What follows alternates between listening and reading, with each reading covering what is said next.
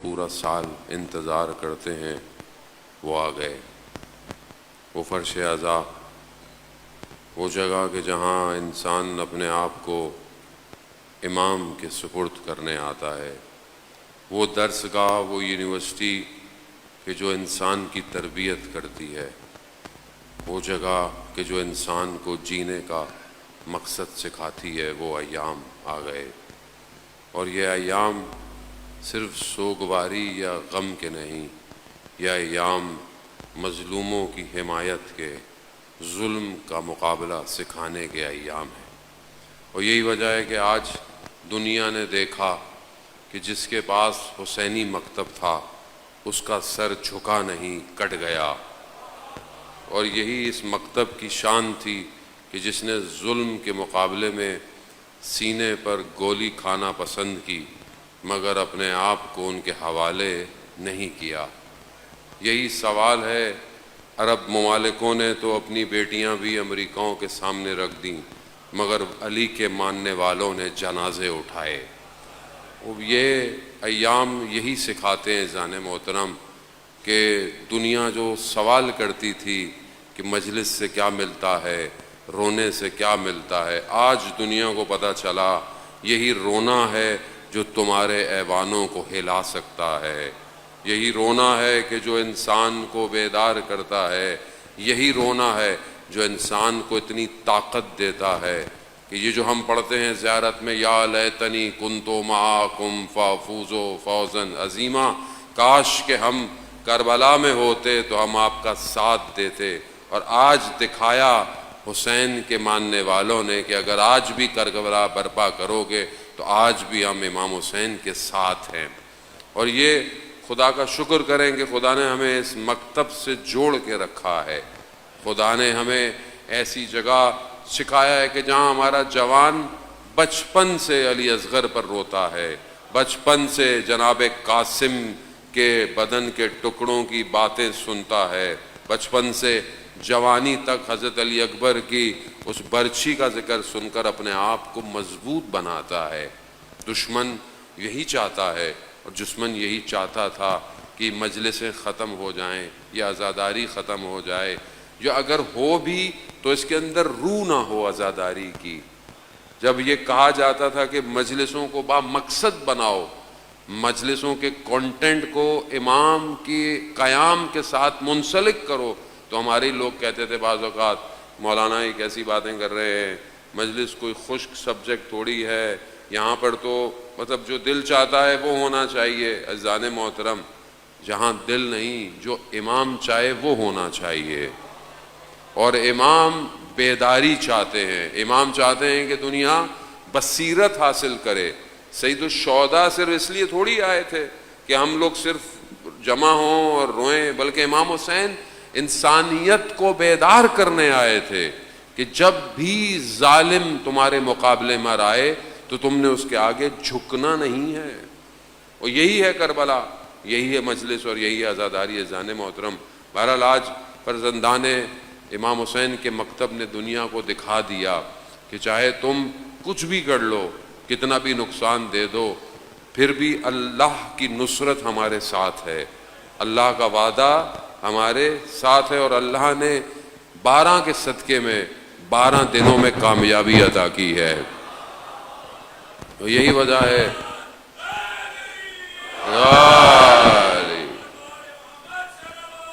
اللہم صلی علی محمد۔ تو عزیزان محترم، ہو سکتا ہے آپ نے کبھی زندگی میں جنگ کو محسوس نہ کیا ہو، جنگ کو اس طرح دیکھا نہ ہو، میڈیا پہ دیکھنا کچھ اور ہوتا ہے، خود جگہ پہ ہونا کچھ اور ہوتا ہے، انسان بہت قریب سے چیزوں کو محسوس کرتا ہے۔ یہ بہرحال توفیق الہی، یہ 10-12 دن ہمیں بھی ہوئی کہ ہم بھی بہرحال ایسی جگہ پہ رہے کہ ہم نے اپنے سامنے ان ساری چیزوں کو دیکھا۔ جو دل میں تھوڑی بہت دنیا کی محبت تھی اللہ نے صاف کر دی کہ حادثوں میں مرنے سے بہتر ہے انسان دشمن کے میزائلوں سے مر جائے، وہ بھی انسان کم از کم شہادت کے درجے پہ تو جائے گا۔ اب یہ بیداری مہم ہے عزیزان محترم، اس کو ضرورت یہ ہے کہ یہ 1-2 دن میں نہیں آتی، یہاں پر سالوں تربیت بنانی پڑتی ہے۔ آج اگر ہم امام حسین علیہ السلام کے لیے جمع ہوتے ہیں، اصل مقصد یہاں سے اٹھ کر امام کی نصرت کرنا ہے کہ جب امام ظہور فرمائیں گے تو اس کے لیے ہم نے کتنی تیاری کی ہے، اس کے لیے ہم کتنے تیار ہیں۔ یہ مجلس اصل میں وہی ہے، درسگاہ ہے۔ جب انسان امن میں ہوتا ہے تو اسے جنگ کی تیاری کرنی پڑتی ہے، جنگ میں رہتے ہوئے انسان تیاری نہیں کر سکتا۔ آج ہم لوگ امنیت کے اندر ہیں، آج ہم لوگ بہرحال مشکلات ہیں، فائنینشیل مشکلات ہیں، سوشل پرابلم ہے، دنیا کی بہرحال ہر ملک کے اندر اپنی ایشوز ہیں، لیکن بہرحال ظاہری طور پر امن کے اندر ہے۔ امن کے اندر انسان اپنے آپ کو مضبوط بناتا ہے، اور جو سب سے زیادہ چیز امپورٹنٹ ہے وہ انسان کا ایمان ہے۔ اگر ایمان مضبوط ہے تو انسان تنہا بھی لشکر بن سکتا ہے، اور اگر انسان با ایمان نہیں ہے، کمزور ہے، لاکھوں کا لشکر بھی وقت کے امام کو چھوڑ کے جا سکتا ہے۔ آپ کے سامنے تاریخ عبرت سے بھری پڑی ہے، کیسے کیسے لوگ تھے کہ جنہوں نے اپنے وقت کے اماموں کو تنہا چھوڑ دیا، لیکن وہیں پر آپ کے سامنے پہلی محرم میں آپ مصائب بھی جو ہے وہ خدا توفیق دے کہ بہرحال ہم جناب مسلم کے پڑھتے ہیں۔ آپ دیکھیں نا کہ کتنے لوگ تھے حضرت مسلم کے ساتھ، ہزاروں کی تعداد تھی، 17,000 12,000 تو لوگوں نے خط لکھے ہوئے تھے، لیکن سب چھوڑ گئے، مسلم اکیلا رہ گیا۔ مگر ایمان کی طاقت تھی کہ جس نے اکیلا بھی مسلم کو ایک لشکر بنا دیا، کہ جس کی وجہ سے امام نے روز عاشورہ جب سب چلے گئے، جب امام نے اپنی تلوار پر ہاتھ رکھا، گھٹنے امام کے زمین پر تھے، امام نے دائیں دیکھا بائیں دیکھا، سب سے پہلے جناب مسلم کو یاد کیا، اینا اینا مسلم، مسلم کہاں ہو؟ وہ یہ بتاتا ہے کہ انسان کوئی فرق نہیں ہوتا کہ انسان اکیلا ہو یا ہزاروں کی تعداد ہو، ایمان مضبوط کرنا ہے جانے محترم۔ بہرحال ہم کوشش کریں نا دنوں کے اندر اپنے آپ کو اپنے امام کے قریب کریں اور اپنے آپ کو بہتر کریں۔ جانے محترم، معاشرہ جب تک اپنے آپ کے ساتھ ایمرج نہیں ہوگا، ہم آہنگی نہیں کرے گا، امام کے لیے ہم کوئی کام نہیں کر سکتے۔ امام کو ایک فرد نہیں چاہیے، وہ الگ بات ہے کہ امام کو اتنے لوگ چاہیے، اور وہ سب ہو سکتا ہے تیار بھی ہو گئے ہوں۔ ہم جب تک خود بحیثیت معاشرہ تیار نہیں ہوں گے، ایک امت نہیں بنا پائیں گے، ہم نہیں آگے بڑھ سکتے۔ اور امت فرقوں سے نہیں بن پاتی، فرقے بازی سے نہیں بن پاتی، ایک دوسرے سے نفرتوں سے امت نہیں بنتی۔ آج اللہ کا شکر ہے کہ آج جو بہرحال حالات ہوئے ایران کی مقاومت کی وجہ سے، آج بہرحال امت مسلمہ کے اندر ایک وحدت ایجاد ہوئی ہے۔ لوگوں کو سمجھ میں آ گیا ہے کہ بہرحال اصل چیز اسلام ہے، جڑنے کی ضرورت ہے، تفرقوں کی ضرورت نہیں ہے۔ جو مشترک ہے، جو کامن ہے، اس پہ کم از کم انسان اٹیچ ہو جائے۔ اور یہی امام حسین کا پیغام بھی ہے، مجالس کا پیغام بھی ہے کہ آپ سب کو دعوت دیں۔ سید الشہداء کے اس پیغام دیکھیں نا، امام نے ایسا کام کیا 61 ہجری میں کہ جو صرف 61 ہجری کے لیے نہیں تھا، جو قیامت تک کی انسانیت کو بیدار کرنے کے لیے تھا، اور یہ پیغام سب کے لیے ہے۔ تو یہاں ہم امت سازی جو ہے وہ جب ہوگی کہ جب انسان اپنے آپ کو معاشرے میں رہنے کے قابل کرے گا۔ آپ اکیلے عبادتیں کرتے رہیں، آپ اکیلے نمازیں پڑھتے رہیں، آپ اکیلے اچھے کام کرتے رہیں، معاشرے کے اندر برائی ہے، معاشرے میں پرابلم ہے، آپ امت ڈیزائن نہیں کر سکتے۔ امام کو امت کی ضرورت ہے، امام کو۔ اور یہ آپ تاریخ میں دیکھیں کہ جب مولا متقیان حضرت علی ابن ابی طالب علیہ السلام،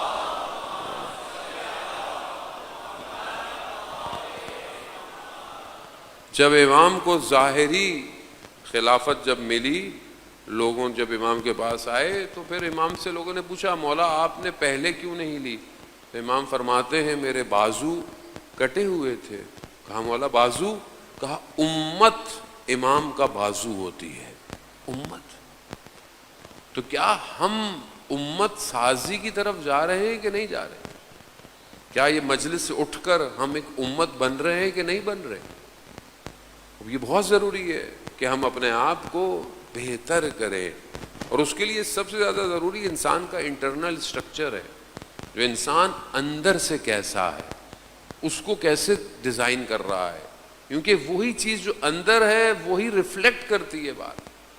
آپ اندر ظاہر طور پر خوشبو لگائیں، اچھے لباس پہنے ہوئے ہوں، بہرحال ضروری ہے انسان ظاہر طور پر اچھا نظر آئے، لیکن اندر سے انسان خوشبودار نہ ہو تو کتنا آپ اپنے آپ کو چھپا پائیں گے؟ کہیں نہ کہیں تو باہر آئے گا وہ۔ اور یہی وجہ ہے کہ آپ دیکھیں نا کہ یہ جو انٹرنل ڈیزائن ہے اسٹرکچر کا، اسے کوئی بھی نہیں بنا سکتا سوائے امام کے۔ امام کا کام ہے، امام کا کام ہی یہی ہے کہ انسان کے انٹرنل ڈیزائن کو کریٹ کرے، اس کو بنائے، تاکہ یہ ڈیزائن معاشرے کو ڈیزائن کرے گا۔ ایک شخص بہت اہمیت رکھتا ہے، ہم بعض لوگ کہتے ہیں مثلا اس کی کیا ضرورت ہے، اس کی کیا ضرورت ہے، نہیں، ایسا نہیں ہے، ہر شخص کی ضرورت ہے۔ ہر شخص اپنا ایک کردار سوسائٹی میں رکھتا ہے، چاہے وہ مثلا ابھی آپ مجلس میں آئے ہیں، دیکھیں آپ مجلس سے ہی مثال لے لیں، مثال کے دفعہ سارے بولیں ہم نے مجلس پڑھنی ہے تو سنے گا کون؟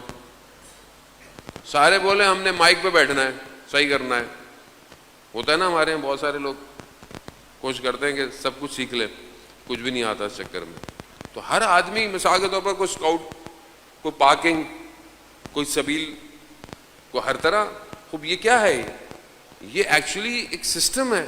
جب آپ ایک سسٹم ڈپلوائے کرتے ہیں تو پھر ایک چیز کریٹ ہوتی ہے۔ اب آپ نے سسٹم بنایا ہوا ہے تو مجلس ہو رہی ہے، مجلس میں ہو رہی ہے، ہر کسی نے اپنا کام، اپنی ذمہ داری لیا ہوا ہے۔ خوب اب یہ اگر سسٹم نہ ہو، پارکنگ کرانے والا کوئی نہ ہو، اسکاؤٹ نہ ہو، چیکنگ نہ ہو، مائک میں بھائی جس کا دل چاہے گا آگے بیٹھے گا، کوئی نہ آئے، تو کیا آپ سمجھ سکتے ہیں کہ کوئی مجلس قائم ہو سکتی ہے؟ ایک چھوٹی سی مجلس قائم نہیں ہو سکتی۔ تو کیسے ہو سکتا ہے کہ ایک امت جب تک ڈیزائن نہ کی جائے وہ اپنے آپ کو ایکٹیو کیسے کرے گی؟ کون دے گا؟ کس کے پاس یہ فارمولہ ہے؟ کسی کے پاس نہیں ہے سوائے امام کے، کیونکہ امام انسان کی خلقت سے واقف ہے۔ اسی لیے جو ہمارے ہاں گفتگو، جو ہمارے ہاں بحث ہے ہمارے مکتب میں، ہمارا امام مسجد کا امام نہیں ہے، ہمارا امام فرقے کا امام نہیں ہے۔ ہمارے ہاں جو امام کی ڈیفینیشن ہے وہ اللہ کا نمائندہ ہے، اور اللہ نے اسے علم عطا کیا ہوا ہے، اللہ کی طرف سے منتخب ہے، اور ہمارے پاس قرآن کی آیتوں کی دلیل ہے کہ بہرحال ہم دلالت اس کو پیش کرتے ہیں۔ وہ جانتا ہے ہیومن کو، انسان کو، اسی لیے خود وہ بھی خود بھی انسان ہے، خود کوئی ایسی مخلوق نہیں ہے، لیکن بہرحال عصمت کا درجہ ہے، معصوم ہے، لیکن خود انسان کامل ہے، یعنی اس سے بہتر انسان ہو نہیں سکتا۔ رسول خدا حضرت محمد مصطفیٰ صلی اللہ علیہ وآلہ وسلم کے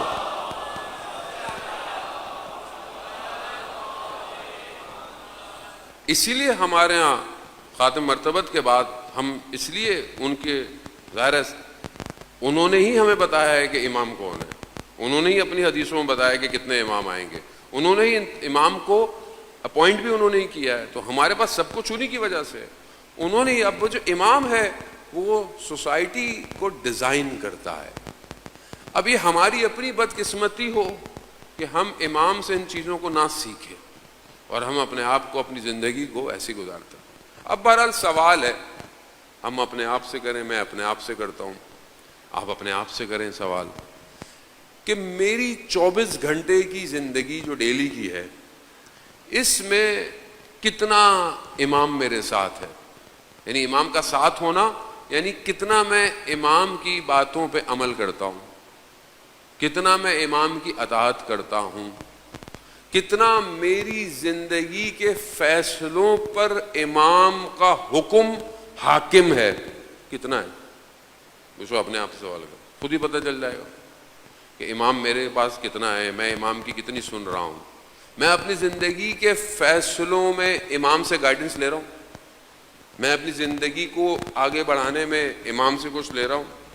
وہ بھی اب آپ بولیں گے مولانا صاحب کیسے ملے گا، امام تو غیبت میں ہے، امام نہیں، جو امام جو تھے اتنے ہمارے پاس، انہوں نے جو فرمایا ہے ان میں سے کتنا کانٹینٹ میری لائف میں ہے، کتنا کانٹینٹ، دنیا جان کا کانٹینٹ مجھے دیکھنا ہے، مطلب ابھی جنگ ہو رہی تھی تو صبح شام پبلک لگی ہوئی جیسے جنگ تو یہی لڑ رہی ہے قوم بیٹھی ہوئی, خبریں ایسی پڑھ رہی ہوتے ہیں ہم لوگ, ہر چیز ہے. ابھی مطلب بٹ کوائن گر گیا, ہر کوئی پریشان ہے, ہوتا ہے جیسے سب کے بٹ کوائن ہی لگے ہوئے تھے والیٹ کے اندر. دنیا میں اسٹاک گر گئی, ہر کوئی پریشان ہو جاتا ہے. آپ سب دیکھ رہے ہیں, انسٹاگرام دیکھ رہے ہیں, ٹک ٹاک دیکھ رہے ہیں. امام کا کانٹینٹ کتنا دیکھا جا رہا ہے, کتنا نہج البلاغہ ڈاؤن لوڈ ہو رہا ہے. یقیناً آپ کے موبائل میں نہج البلاغہ ہوگا, ضرور ہوگا. کتنا اسکرین ٹائم نہج البلاغہ پڑھا جاتا ہے, کتنا اسکرین ٹائم سیف سجادیہ پڑھا جا رہا ہے, کتنا اسکرین ٹائم پر حدیث کی کتاب پڑھی جا رہی ہے. تو وہ جو کانٹینٹ سوسائٹی کو ڈیزائن کرنے والا ہے وہ نہیں ہے آپ کی میری زندگی میں, تو پھر امت کیسے ڈیزائن ہوگی؟ مجھے آپ بتائیں, کون ڈیزائن کرے گا؟ پھر ہم ناراض ہو جاتے ہیں, مولانا صاحب ممبر سے یہ مل رہا ہے, مجلس سے یہ مل رہی ہے. حالانکہ جو ممبر پہ آئے گا وہ بھی آپ کو 1 گھنٹے سے زیادہ کیا دے گا؟ آپ کو کتنا دے گا؟ آپ میں یہ نہیں کہہ رہا کہ اس میں آپ کی غلطی ہے, اس میں بھی میں اپنی غلطی تصور کرتا ہوں. اس میں بھی میں کسی اور کو بھی نہیں کہہ سکتا, کسی اور طالب علم کو بھی, نہ عالم کو, نہ ذاکر کو, نہ نوح خان کو. میری غلطی ہے, میرا قصور ہے, میں نے کانٹینٹ آپ کو نہیں دیا, یہ میری غلطی ہے. لیکن دوسری طرف ڈیمانڈ بھی نہیں تھی. بٹ ڈیمانڈ کریٹ کرتی ہے نا سوسائٹی کو. مارکیٹ میں بعض پروڈکٹ نہیں ہوتی ہیں بٹ ڈیمانڈ کریٹ کرتی ہے. اب گرمی ہے مثلا, تو یہاں پر کوئی چیز ٹھنڈی کرنے کی ڈیمانڈ کریٹ ہو گئی, تو ہو سکتا ہے پنکھے لگ جائیں, اے سی لگ جائے, ٹھنڈا پانی آ جائے. مارکیٹ ہے نا, ڈیمانڈ ہے. تو میری اپنی تشنگی کتنی ہے کہ میں اپنی زندگی کو امام کی باتوں پہ ڈیزائن کروں؟ کتنی تشنگی ہے میری. اللہ صلی عزیزان محترم, خدا نخواستہ آپ مت سمجھے کہ میں آپ کو ٹینشن دینے کے لیے آیا ہوں, قطعاً ایسا نہیں ہے. بہرحال مقدماتی مجلس ہے, پہلا دن ہے, جمعے کا دن ہے. عزیزان محترم, میں اپنے اوپر بہرحال واجب سمجھتا ہوں کہ جمعے کے دن وقت کے امام کا ذکر میں اپنے لیے ضروری سمجھتا ہوں, کیونکہ جمعے کا دن امام کے ظہور کا متوقع دن ہے. آپ سے ہو سکتا ہے سوال نہ کیا جائے, مجھ سے سوال ضرور پوچھا جائے گا. تمہیں ہم نے ممبر دیا, تم نے ہمارا ذکر کتنا کیا. جمعے کا دن ہے. ہمارے استاد تھے, ہم نئے نئے جب طالب علم بنے, مسجد جمکران آپ جانتے ہیں کہ کم سے کچھ فاصلے پر ایک مجلس ہے, بہرحال کم کے اندر ہی آتی ہے, امام زمانہ سے منسوب ہے وہ مسجد. وہ وہاں پہ ڈیوٹی دیتے تھے, تو انہوں نے ہمیں بتایا کہ ہم ایک لڑکے کو میں نے دیکھا ایک دن کہ کچھ اس کی کیفیت ڈفرینٹ سی تھی. تو میں نے اسے روکا کہ تمہاری ایسی حالت کیوں ہوئی ہے؟ تو اس نے کہا کہ میری امام سے ملاقات ہوئی ہے. تو میں نے کہا کہ پھر تم نے امام سے کیا بات کی, کیا پوچھا؟ بہرحال ہمارے لیے وہ استاد معتبر تھے, جو بات کی جا رہا ہے کہ ہر کسی کی بات پہ ہم یقین بھی نہیں کر سکتے. تو انہوں نے کہا کہ اس جوان نے کہ میں نے امام سے یہی سوال کیا کہ مولا یہاں مسجد میں اتنے سارے لوگ ہیں, آپ کو تو 313 چاہیے, تو آپ آ کیوں نہیں جاتے؟ یہاں تو بہت سارے لوگ ہیں مسجد میں, بہرحال 500 600 700 لوگ تو مسجد میں بیٹھے ہوئے ہیں. ابھی تو خیر ملین لوگ آتے ہیں وہاں پہ, اتنی بڑی مسجد ہو گئی ہے وہ.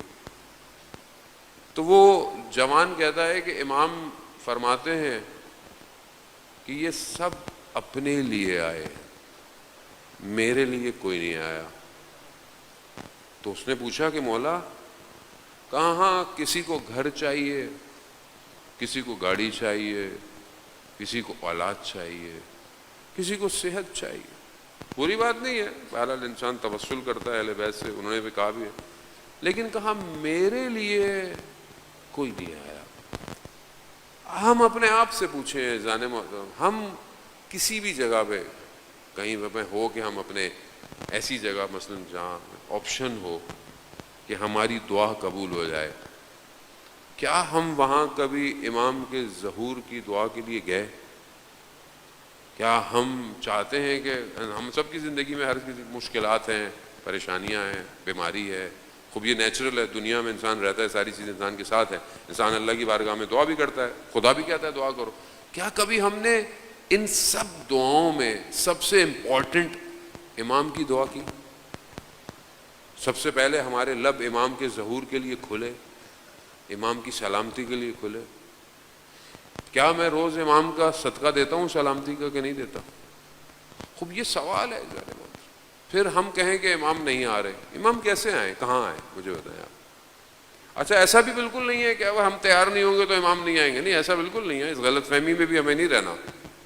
وہ قومیں کہ جو اپنے آپ کو تیار کر رہی ہیں آپ کے سامنے اور بغیر امام کی نصرت کے وہ جیت بھی نہیں سکتی، امام کی نصرت ان کے ساتھ ہے۔ فرق ہے، قوم میں فرق ہے، امت سازی ہو رہی ہے، امت بنائی جا رہی ہے۔ فرق کیا ہے؟ فرق یہ ہے کہ ایکٹیو انتظار ہے، پیسو انتظار نہیں ہے۔ ایکٹیو انتظار کیا ہے؟ مثال کے طور پر سمجھانے کے لیے بزرگوں سے معذرت، جب بچوں کے لیے بہرحال میں تو مجلس پڑھتا ہوں، بڑے تو ظاہر ہے میرے سے بہتر مجلسوں کے بارے میں سنتے ہوئے جہاں میں بچوں کے لیے مجلس پڑھنے آتا ہوں۔ ایکٹیو انتظار کیسے کہتے ہیں؟ آپ گھر میں بیٹھے ہیں، آپ نے بولا کسی نے آنا ہے، آپ نے مجھے اپنے گھر بلایا، اب آپ بیٹھے میں آپ نے گھر کو صاف کیا، آپ نے چائے بنائی، کھانا بنایا، کیوں؟ کچھ کروں، ایکٹیو رہوں، کیوں کہ جس کا آنے والا ہے اس کے لیے میں کچھ کروں۔ یہ ایکٹیو انتظار ہے۔ ایک پیسو انتظار ہے، بیٹھا ہوا ہے، بھائی آپ نے تو بلایا، ہاں جب آئیں گے تو دیکھ لیں گے، جب آئیں گے تو سب کچھ ہو جائے گا۔ یہ فرق ہے، یہی قوموں کی آئیڈیالوجی کے اندر فرق ہے جان محترم۔ وہ قوم کہ آج جس کے مقابلے میں پوری دنیا کھڑی ہوئی تھی، پوری دنیا، یہ ایکٹیو انتظار ہے، یہ پیسو انتظار نہیں ہے۔ فرق یہی ہے جان محترم۔ ہم کچھ نہیں کریں، ہم بیٹھے رہے، امام آئیں گے خود ہو جائے گا۔ وہ امام آئیں گے، معجزہ اگر ہونا تھا تو 1400 سال پہلے ہو جاتا معجزہ، ابھی کیوں نہیں ہو رہا؟ 1100 سال سے زیادہ امام کی غیبت کو ہو گئے ہیں جان محترم۔ خوب یہاں معاشرہ سازی، امت کو ڈیزائن کریں۔ وہ ہم دیکھیں جان محترم، حدیث جو ہے وہ امام باقر علیہ السلام سے بیان ہوتی ہے، اللہ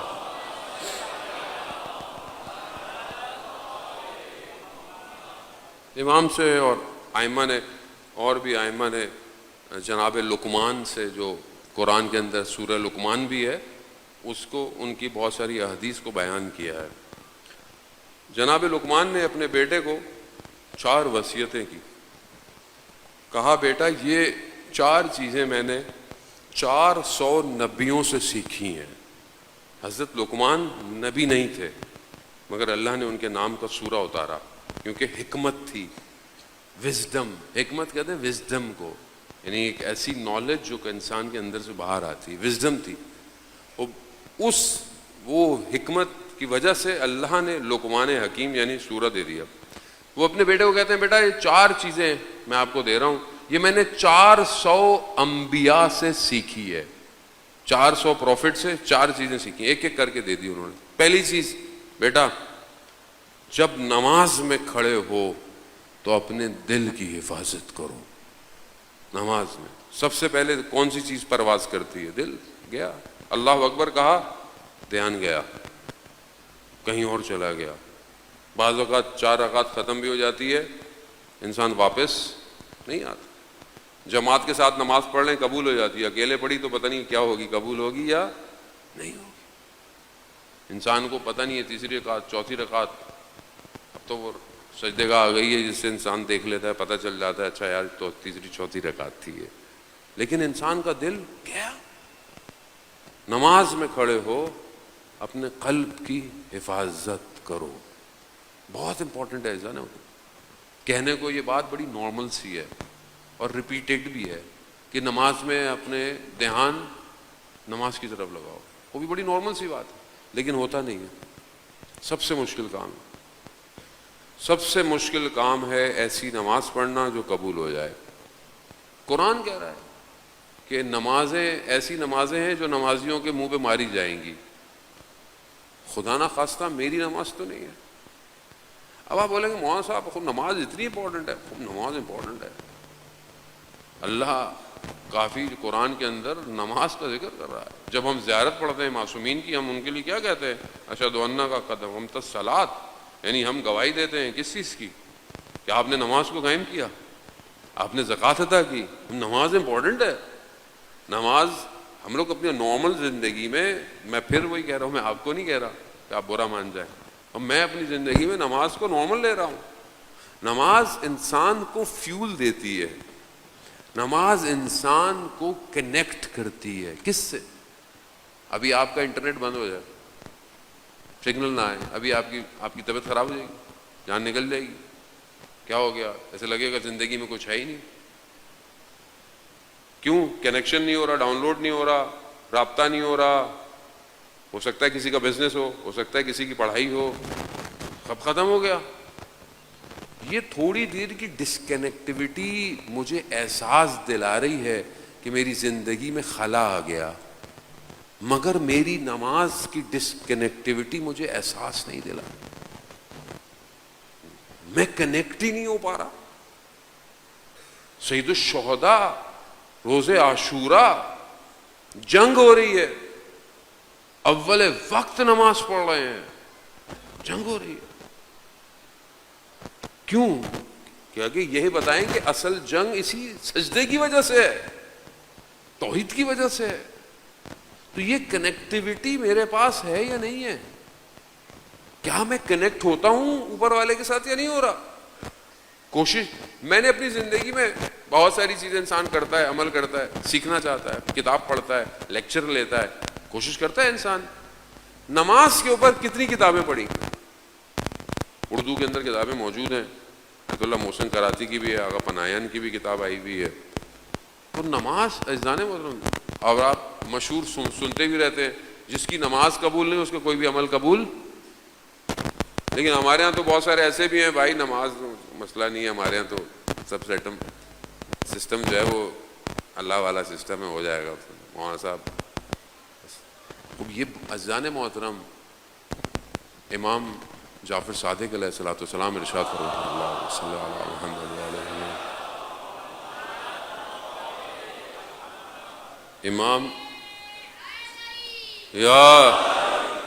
امام اپنے زندگی کے آخری حصے میں امام نے اپنے گھر والوں کو بلایا، جمع کیا اور ان کو وصیت کی.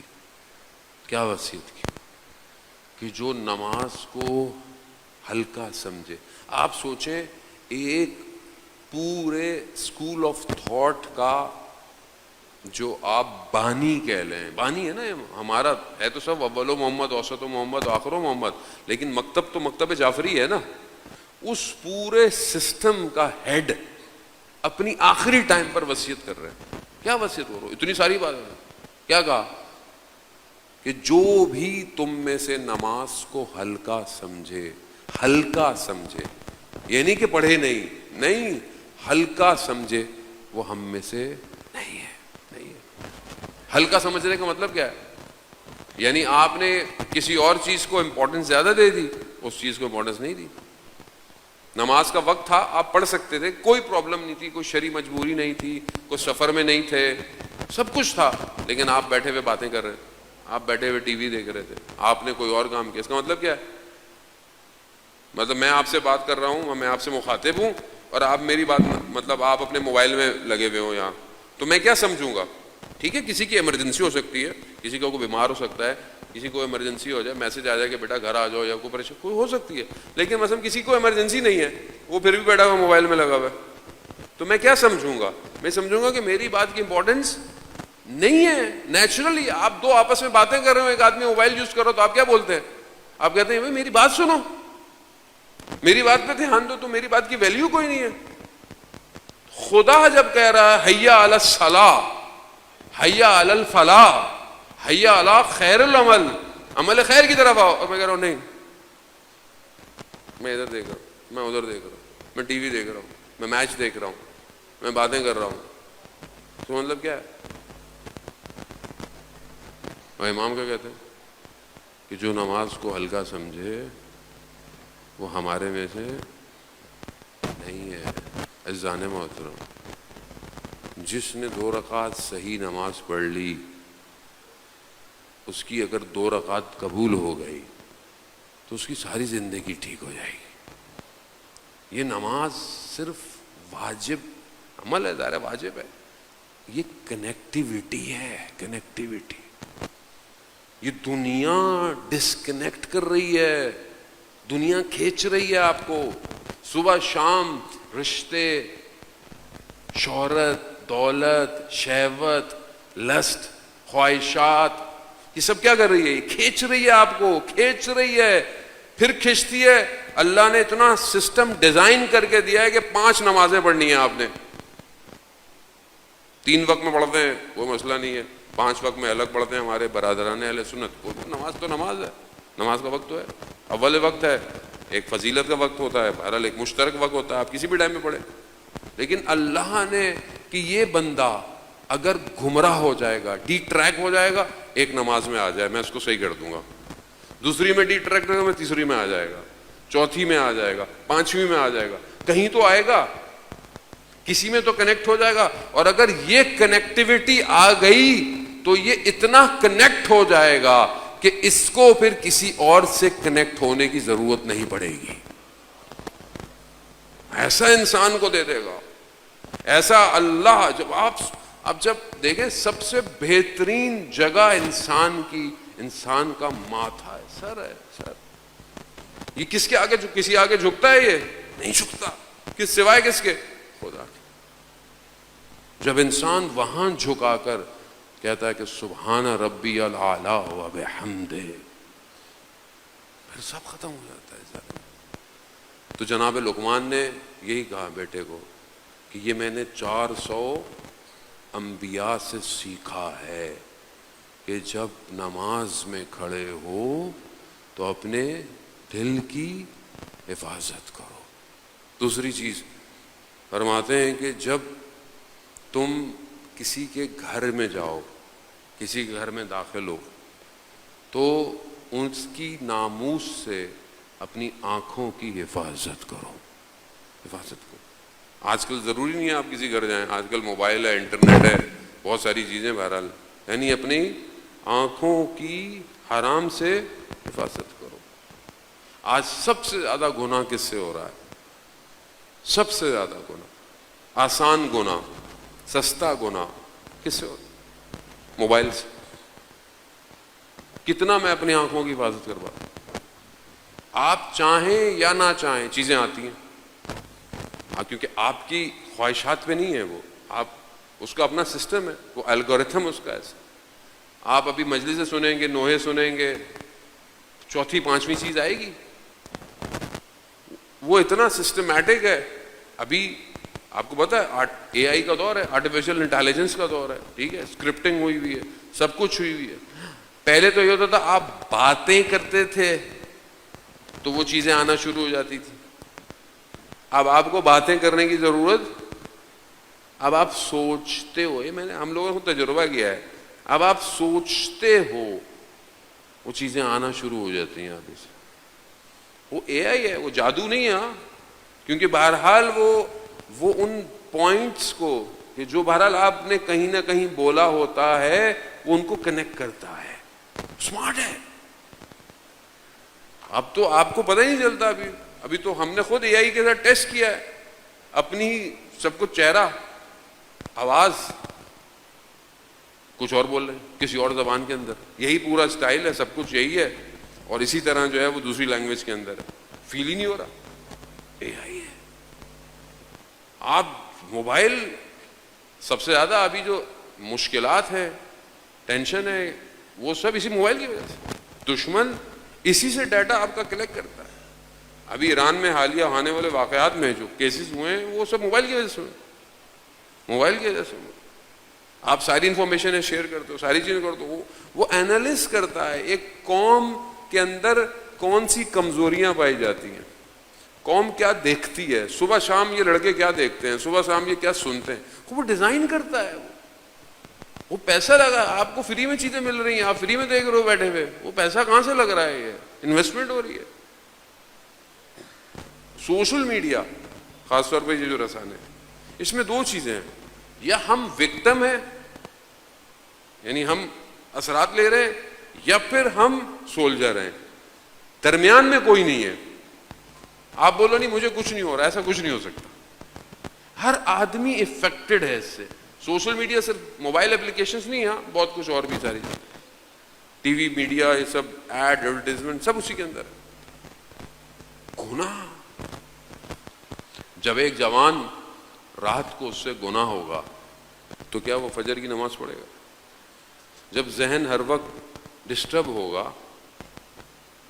اور یہ بہت اچھی بات ہے، جوان میسج بھی کرتے ہیں بعض اوقات، اور محسوس بھی ہوتا ہے کہ جب انسان غلطی ہو جاتی ہے پچھتاتے ہیں، استغفار کرتے ہیں، لیکن جب آپ ریپیٹ کرتے ہیں تو آپ کا ذہن اس میں ٹریپ ہو جاتا ہے یار. اور یہ جو سوشل میڈیا ہے یہ وہی کریٹ کرتا ہے کہ جو انسان کوئی نشہ کرتا ہو اس سے جو ڈوپامائن کریٹ ہوتا ہے مالیکیولز آپ کی باڈی کے اندر، وہی سوشل میڈیا کرتا ہے. ایڈکشن جو ہے وہ ایسی ہے. اگر آپ نے اس کو شروع میں روکا نہیں تو آج کتنے گھر برباد ہو گئے، کتنے جوان خراب ہو گئے. سوسائٹی کا آپ دیکھیں نا، کریٹیوٹی نہیں ہے، سوشل نہیں ہے. ہر آدمی وی لاگر بننا چاہتا ہے، ہر آدمی سستے میں، اور یہ سب فیک ہے. ہاں یہ جو دکھایا جاتا ہے فیک ہے. یہ ڈارک سائڈ اس کی آپ نے کبھی دیکھی نہیں زندگی کی. وہ آنکھوں کو بچائیں، آنکھوں سے ڈیٹا اندر جا رہا ہے، اور اگر غلط جائے گا تو برین کبھی بھی پازیٹیو نہیں ہوگا، اور برین پازیٹیو نہیں ہوا تو امام کے لیے کام نہیں کر پائے گا. عزیزان محترم، اب اگر آپ دیکھیں نا حالات، ہم نے تو ان ساری چیزوں کو خود محسوس کیا، ان حالات جو ہو رہے ہیں اور ہو رہے ہیں یہ امام کے ظہور کی طرف بڑھ رہے ہیں. اگر خدا نہ خواستہ میں کسی گناہ میں ملوث ہوا، میں کسی غلطی میں میرا ذہن پھنسا ہوا، میں کسی چیز میں انوالو ہوا اور ادھر امام کا ظہور ہو جائے، جا پائیں گے؟ پہنچ پائیں گے؟ نہیں پہنچ پائیں. کیوں؟ کیونکہ ہم سمجھ رہے ہیں کہ جب امام آئیں گے تب ہم اپنے آپ کو تبدیل کریں گے. ایسا نہیں ہے. ہم اپنے آپ کو تبدیل کریں تاکہ امام آئیں. تیسری چیز جناب لقمان نے اپنے بیٹے کو کہا کہ بیٹا جب دسترخوان پر بیٹھو تو اپنے گلے کی حرام لقمے سے حفاظت کرو. نماز، آنکھیں، یعنی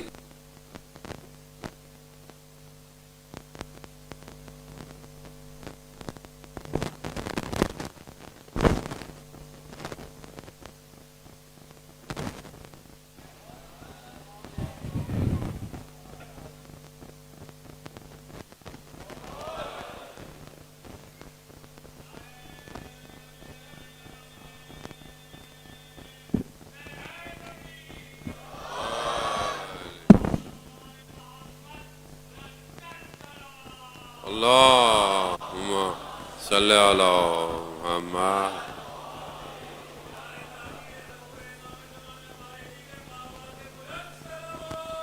اللہم صلی علی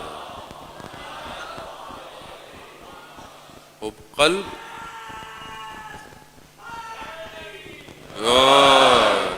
حب قلب، نگاہیں اور لقمہ، یہ سارے سسٹم ہے کہ جو انسان کے انٹرنل باطن کے سٹرکچر کو ڈیزائن کر رہے ہیں. قلب اندر ہے، آنکھوں سے اندر جا رہا ہے، ذہن پہ اثرات مرتب. لقمہ کھائیں صرف بدن کو نہیں جائے گا، لقمہ کھانے سے انسان کے بدن ہو سکتا ہے خراب چیز ہو، آپ کا بدن خراب ہو جائے، لیکن حرام لقمہ انسان کی روح پر تاثیر ڈالتا ہے. یعنی سب آپ کے انٹرنل سسٹم کو بہتر کرنے کے لیے یہ انسان حلال کھائے کم کھائے کوئی فرق نہیں پڑتا. اور انشاءاللہ کہ ہم سب حلال کھاتے ہیں. وہ انسان باہر جاتا ہے بغیر پوچھے دکاندار سے کوئی چیز اٹھا کے کھا لیا، حرام ہے، چاہے بے شک ایک لقمہ ہی کیوں نہ ہو، چاہے ایک دانہ کیوں نہ ہو، چاہے پھل کی دکان سے کوئی چھوٹی سی چیز ہی کیوں نہ ہو. شاید ظاہری زندگی میں آپ کو یہ محسوس نہ ہو، مگر یہ ایک قطرہ بھی حرام انسان کی زندگی پہ تاثیر ڈالتا ہے. کسی کا حق کھایا ہوا ہے، اس کا حق کھا رہے ہیں آپ. کسی سے کوئی راضی نہیں ہے، کسی سے قرض لیا ہوا ہے آپ نے، اس کو واپس نہیں. وہ بہت ساری چیزیں اس ڈیفینیشن میں آ جائے گی. چوتھی اور آخری چیز زان محترم، یہ جو جناب لقمان نے اپنے بیٹے سے کہی، وہ یہ کہی کہ جب آپس میں جمع ہو تو اپنی زبان کی غیبت سے حفاظت کرو.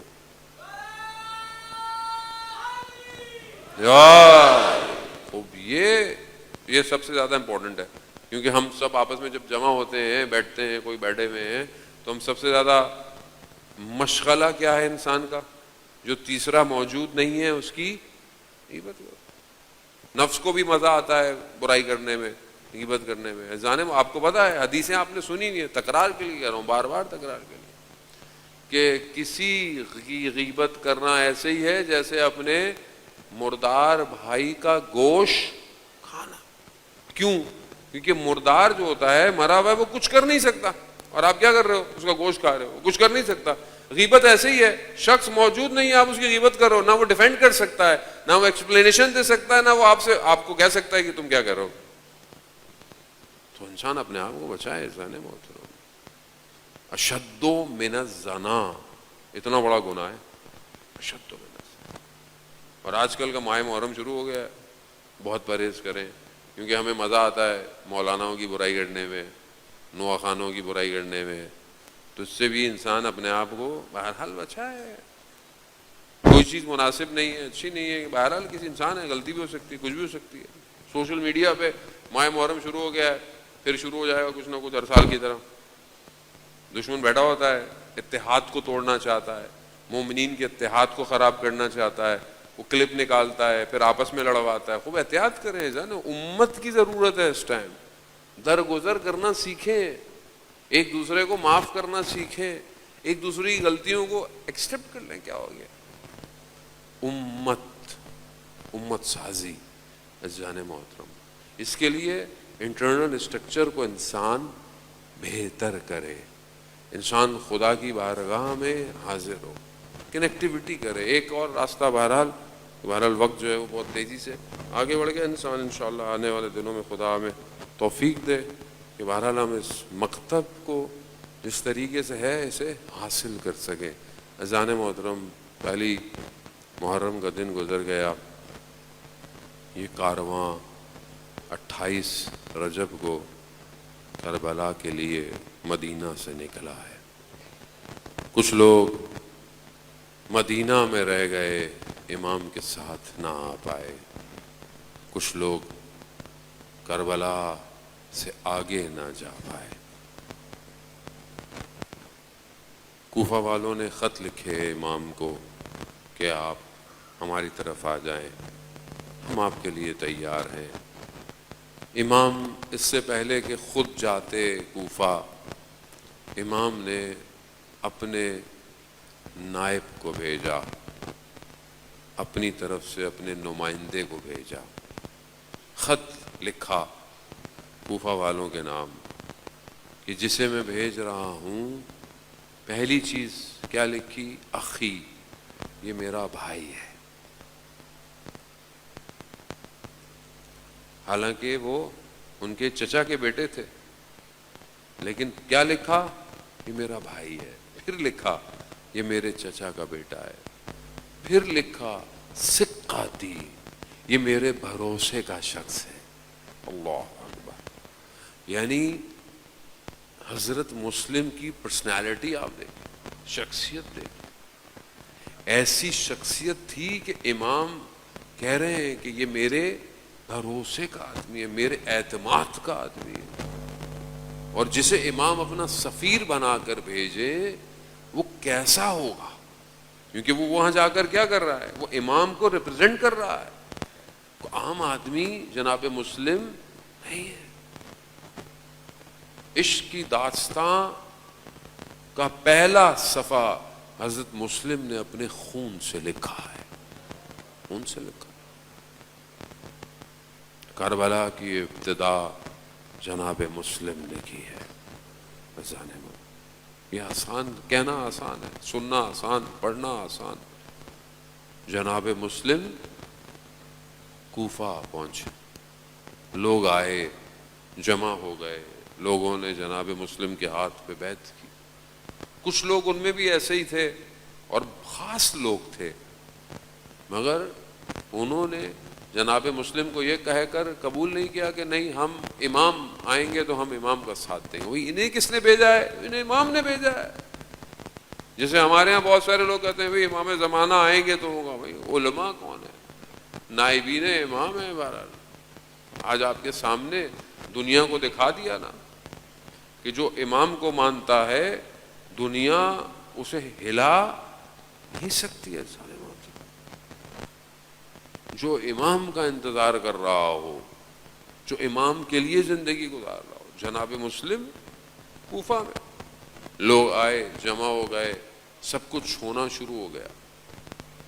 ایسے میں دشمن بھیس بدل کر کوفہ میں وارد ہوا. کون وارد ہوا؟ ابن زیاد بھیس بدل گیا. اگر یہ کہتا کہ ابن زیاد ہوں, لوگ داخل ہونے نہیں دیتے. حلیہ بدل گیا ہے. حلیہ کیسا بدل گیا ہے؟ لوگ امام کا انتظار کر رہے تھے, یہ ایسے حلیے میں آیا کہ لوگوں نے بولا کہ شاید امام نہ آ رہے ہو. اس طرح اس نے اپنے آپ کو حلیہ بدل کر اندر آیا اور اس کے بعد اس نے پروپیگنڈا اپنا شروع کر دیا. تلواروں کو سونے کے بدلے خرید لیا. لوگ کمزور تھے, لوگ ضعیف تھے. اذان محترم, یہ واقعات کیوں بار بار پڑھے جاتے ہیں کہ ہم امام کے ظہور کے وقت ہم خدا نخواستہ کہیں ایسا تو نہیں کریں گے. آج ہمیں دنیا سے کتنی محبت, آج ہم کتنا اپنے آپ کو تیار کر رہے ہیں کہ اگر کوئی امام کا نائب ہمارے پاس آئے تو کیا ہم تیار ہیں یا نہیں ہیں. ساری تلواریں ابن زیاد نے خرید لی. حال یہ ہے کہ ہزاروں کی تعداد نماز ظہر میں ہے اور مغرب کی نماز میں مسلم اکیلا کھڑا ہوا ہے. عزیزاران محترم, غربت اہل بیت, کوفہ میں پہرے لگ گئے. جناب مسلم کے پاس رہنے کو جگہ کوئی نہیں. ایک کوچے میں دیوار کو سہارا لیے مسلم کھڑے ہوئے. خاتون گھر سے باہر نکلی, اس نے دیکھا, اس نے کہا تمہیں نہیں پتا کوفہ میں پہرے لگے ہوئے ہیں. پھر دوبارہ آئیں, کہا تم اپنے گھر کیوں نہیں چلے جاتے؟ تو جناب مسلم نے کہا میرا گھر کوئی نہیں ہے, میں یہاں پر غریب الوطن ہوں. کہا کہاں سے ہو؟ کہا میں مدینہ سے ہوں. مدینہ کا نام سننا تھا, اہل بیت کے چاہنے والی تھی. کہا مدینہ میں کہاں سے ہو؟ کہا کوچہ بنی ہاشم سے ہوں. جب کوچہ بنی ہاشم سے سنا نا, کہا کوچہ بنی ہاشم سے, کہا مسلم ہوں. کہا مسلم, اللہ اکبر, اللہ اکبر. ہاں, چاہنے والی تھی, جناب مسلم کو گھر لے آئی. جناب مسلم نے کہا بس مجھے ایک ایسی جگہ دو کہ جہاں میں عبادت کر سکوں. مرد مجاہد اپنی شہادت کی رات کو عشق میں گزارتا ہے, عشق میں گزارتا ہے. خوف میں نہیں گزارتا, خطر میں نہیں گزارتا, اپنے آپ کو آمادہ کرتا ہے اس ملاقات کے لیے. جناب مسلم رات کو اپنے محبوب کی بارگاہ میں سجدے کر رہے, قیام کر رہے. یہی تو فرق ہے مکتب حسین میں اور دوسرے مکتب کے اندر. عبادت کرتے رہے. لیکن اسی خاتون کا فرزند تھا یا داماد تھا, وہ مقبر نکلا اور اس نے خبر دے دی کہ مسلم ادھر ہے. دوسرے دن جناب مسلم پہ حملہ ہوا, لیکن اکیلا بنی ہاشم لڑتا رہا. دھوکے سے جناب مسلم کو گڑھے میں گرایا, دھوکے سے گرایا. جناب مسلم کو لے آئے, دارالعمارہ. جناب مسلم سوال کیے, وصیت کی, یہی کہا کہ جاؤ لے جاؤ اور سر کو تن سے جدا کر دو. جناب مسلم کو لے جا رہے ہیں, جناب مسلم گریہ کر رہے ہیں۔ پوچھنے والے نے کہا ایسا کام کیوں کرتے ہیں کہ جس سے گریہ کرنا پڑے؟ کہا میں اپنے لیے نہیں رو رہا، کہا میں امام حسین اور ان کے اولاد کے لیے رو رہا کہ کوفہ والے وفادار نہیں ہیں اور آپ اپنے اہل و عیال کے ساتھ آ رہے ہیں۔ ہاں، خدا آپ کو اس کا اجر دے، خدا آپ کو اس کا دے انشاءاللہ۔ خدا آپ کو کوفہ میں جناب مسلم کی زیارت نصیب فرمائے۔ عزاداران محترم لے گئے بلندی پہ دارالامارہ کے پشت بام پر، جناب مسلم نے پانی مانگا، پانی آیا، خون ٹپکتا ہوا اس ظرف میں گرا، ظرف واپس کر دیا، دوسری دفعہ آیا، پھر خون کے قطرے گرے، پھر واپس، 3 دفعہ پانی آیا، جناب مسلم نے پانی نہیں پیا۔ کیسے پیتے؟ جانتے تھے میرا ارباب پیاسا مارا جائے گا۔ سلام ہو جناب مسلم پر، سلام ہو۔ یہی تو وجہ تھی امام حسین نے روز عاشورہ کہا اینا اینا مسلم، مسلم کہاں ہو؟ یہی وجہ تھی۔ جناب مسلم نے پانی نہیں پیا، سر تن سے جدا کر دیا، دارالامارہ سے نیچے بے احترامی کی گئی۔ عزاداران محترم سنیں گے، جو شخص کوفہ سے پہنچے تھے نا، امام تھے، امام اپنے علم سے جانتے تھے لیکن امام نے اظہار نہیں کیا۔ شخص جو کوفہ سے پہنچے نا، سب سے پہلے امام نے پوچھا کوفہ کی خبر، کہا آخری وقت یہی تھا کہ جناب مسلم کے بدن کو گھوڑوں سے باندھ کر کوچوں میں، اللہ، عزاداران مسلم، کوچا کی گلیاں۔ اسی بات کو دوسرے طریقے سے کہوں اگر سمجھ سکے آپ، جناب مسلم کوفہ کی گلیوں کو علی کی بیٹیوں کے لیے تیار کر رہے ہیں۔ علی کی بیٹیاں گزریں گی، بدن تیار کر رہا ہے کوچوں کو۔ اللہ اکبر، اللہ اکبر۔ یہی تو وجہ تھی کہ جب یہ کارواں لٹا ہوا آیا تو بدن جو سر تھا وہ دروازے پر استقبال کر رہا تھا۔ خبر ملی جب امام حسین کو پتہ چلا نا، امام حسین نے کیا کہا؟ امام حسین نے جناب مسلم کی بیٹی حمیدہ کو بلایا، اپنے زانوں پہ بٹھایا، ہاتھ شفقت کا رکھا، بنی ہاشم کی بیٹی تھی، پہچان گئی، مامو جان بابا خیریت سے؟ بس عزادارانہ، بس یہیں سے چند جملے کہوں گا، پہلی محرم میں خدا قبول کرے۔ عزاداران محترم، خدا کربلا کی زیارت نصیب کرائے، دشمن کو نیست اور نابود کرے۔ عزاداران محترم، بس ایک بچی تھی جو دور سے یہ دیکھ رہی ہے کہ جب کسی کا باپ چلا جاتا ہے تو شفقت کا ہاتھ سر پہ رکھا جاتا ہے۔ بس عزاداران محترم، اب جب روز عاشورہ اس بچی نے دیکھا کہ میرے بابا کو گرا دیا ہے تلواروں سے، تیروں سے، لکڑیوں سے، نیزوں سے، جب میرے بابا پہ حملہ آور ہوئے تو یہ بچی بھی اسی امید سے گئی کہ میرے سر پہ ہاتھ پھیرا جائے گا۔ یہ بچی نکلی ہے، اس بچی کے سر پہ ہاتھ نہیں پھیرا، تماچوں سے، تازیانوں سے بچی کو دور کر دیا۔ یہی وجہ بچی نے زندان شام میں اپنے بابا کے سر کو جب دیکھا، یہی کہا بابا آپ کے جانے کے بعد قانون